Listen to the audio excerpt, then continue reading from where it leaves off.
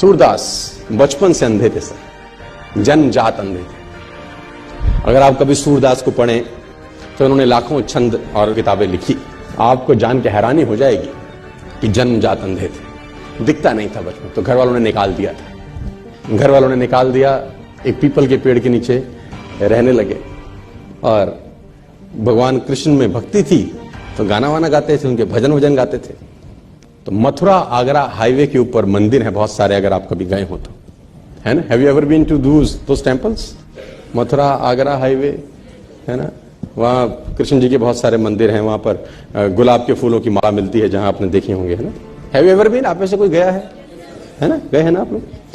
तो वो पीपल के पेड़ के नीचे बैठे रहते थे और वहां भजन गाते थे। तो किसी गुरु ने उनको बोला कि तू मंदिर जा, वहां गा। तो उसने बोला ठीक है, तो चला जाता था मंदिर में, भगवान कृष्ण के भजन गाता था, मस्त गाता था, ना दिखता था, ना भगवान को कभी देखा था, लेकिन कल्पना के अंदर। और इतिहासकार ये बोलते हैं कि 1500वीं शताब्दी में इनका जन्म हुआ, 1535 के आसपास, if I am not wrong. आज से 500-600 वर्ष पहले ये इस धरती पे आए, मथुरा में रहे और भगवान के भजन गाते थे। और इतिहासकार ये कहते हैं कि इनको भगवान के दर्शन होते थे। भगवान कृष्ण जब ये भजन गाते थे, इनका भजन सुनने के लिए आते थे।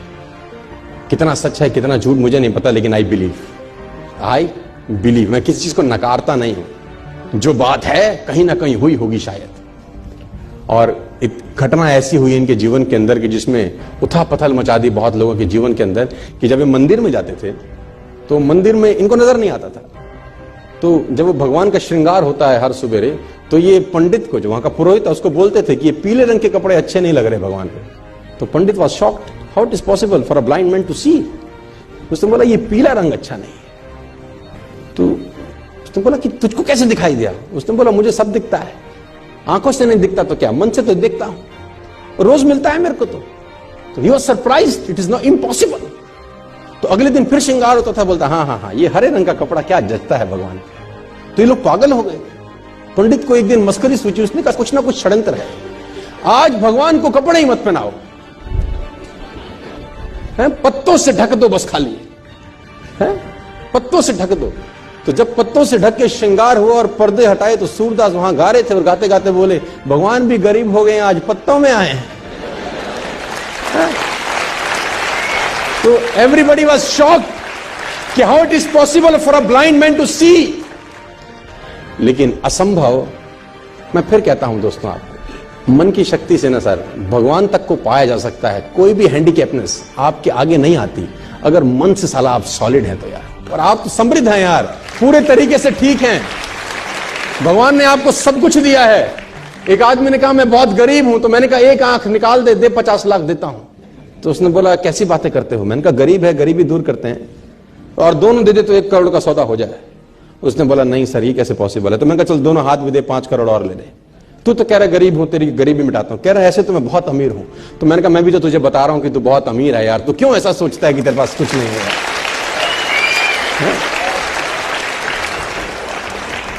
और भगवान ने सूरदास को दर्शन किए। आप सूरदास के बारे में पढ़ें, छंद पढ़ें तो आपके रोंगटे खड़े हो जाएंगे।